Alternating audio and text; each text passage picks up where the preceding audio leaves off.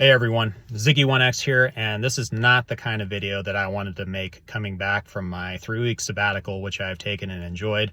Basically, I took a break. I needed it for other things. I was doing a lot of work around the house, a lot of work at work, and just enjoying doing other projects, and this was a great little break for me. And I was planning on coming back very soon, talking about the upcoming collaboration, the wrap up on our current collaboration, things like this, but now something just jumped out of the weeds. Now, I have not been super active on social media lately because this is a part of me being on vacation from social media, is not being on social media. So when this came up, this one kind of surprised me, and it was mostly made clear to me by Big Lizzy, friend of the community, big member of the community over on Reddit. And he pointed out the new karma buff to Abyssal Mir Sarafa.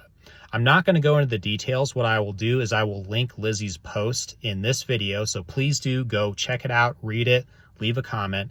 But here's the summary of things. Abyssal Mir Sarafa was given the wrong karma. She was given the karma from the first generation Abyssal Mirrors, which have a penalty in their kit for weapon cooldown. That's haste. But instead, the second generation Abyssal Mir characters have a penalty of agility, which means they have timed agility down.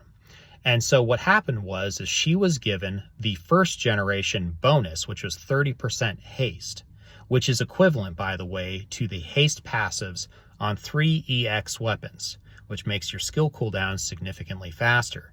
Now, if you take the 3 EX weapons, you take the Blighted Flowers set, which is another 30% multiplier, and then you take her single karma ability, which is another 30% multiplier, what happens is her weapon skills are cooling down significantly faster than everyone else. And since she's a DPS turret cannon type character, she's a very powerful character.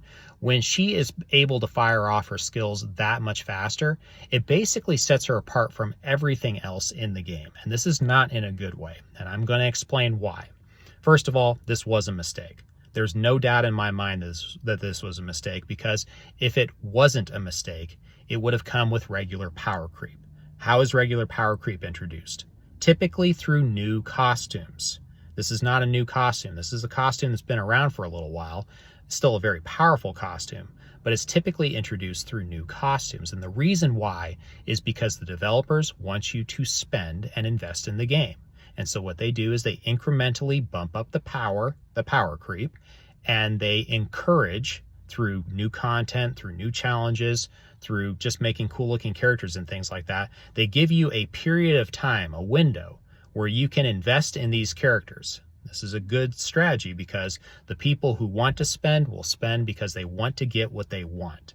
And this is a great opportunity to do this. Now, coming back and getting older characters has never been the best strategy unless they come back on limited banners. But that's not the point here. What's going on here is that this was very clearly a mistake. It was an ability meant for the first generation Abyssal Mir that was given to a second generation Abyssal Mir, which are all very powerful. First generation, not so much. But here's what happens.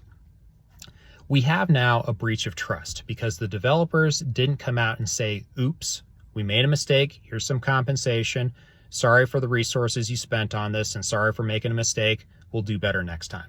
That's a perfectly acceptable explanation. It's a perfectly acceptable answer to things. By the way, they do this all the time.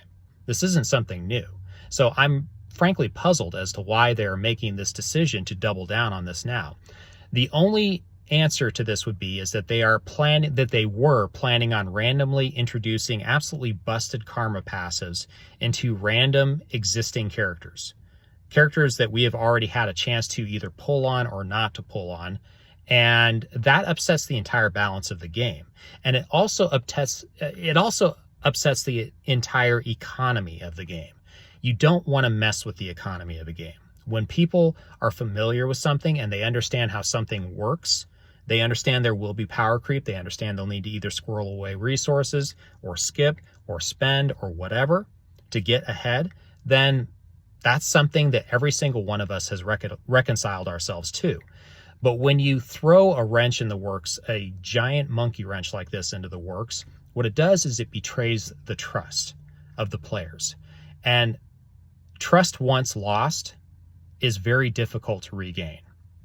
That would be my warning. Any one of us who's ever been in a relationship, had a spouse, acquaintance, friend, whatever, if there's ever been a lie told that was a betrayal of trust, it was very clearly a betrayal of trust. And furthermore, the lie wasn't admitted to, but it was doubled down on when it was so clearly a lie. This changes things. We never really have the same relationship with that individual again after that. And I've seen it many different ways, shapes, and forms. When that trust is betrayed, it's very difficult and nearly impossible to regain. So what has happened here is the developers have come out, they have doubled down on what is very clearly a mistake, but they have said it was part of the plan. It was never a mistake. And all they had to do was say, whoops, but now they've made it worse. Now they've compounded the problem. And even, by the way, even if it was originally planned, them doing this, when there's a very clear backlash from the player base, is not good, because it either shows that they're lying to us or that they're incompetent. And neither of those are good solutions. It would have been better to have walked it back. They didn't. So here's what we have to contend with now. Now we have the developers basically saying that this is a part of the plan, it was meant to be, and they will not do it like this in the future because enough people have spoken out against it. It's a bad plan. It's still fixable. They could still come out and say, well, we were planning on doing something with this, but guess what? You guys don't like it. You're the paying customer. Let's go ahead and make this right for you. Here's some compensation. It's not because I want free compensation. It really isn't. And by the way, I don't have Abyssal Mir Sarafa. That's not what this is about either. I could care less if a character gets power crept or something else happens. What I care about is the integrity of the game. And that's what this is about, because right now this is damaging the integrity of the game because it's damaging the faith of the player base in the developers. There is no coming back from that if they continue to double down on this. And it sets a terrible precedence, because what it shows is that the developers do not respect their player base. I love this game. I have played this game every day for over 2 years. And I have come out multiple times. I made an entire series about doing this game doing better, saving NieR Reincarnation.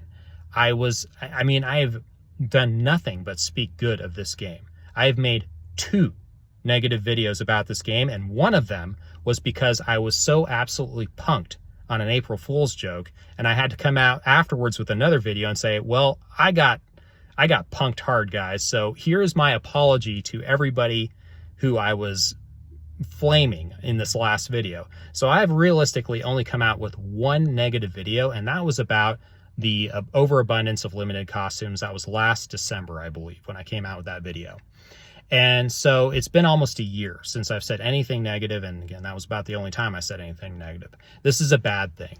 And what I'm going to do as a result of this, I suggest, again, going over to Lizzie's post on Reddit. I'll link it, read it, follow his advice. He's really good at this.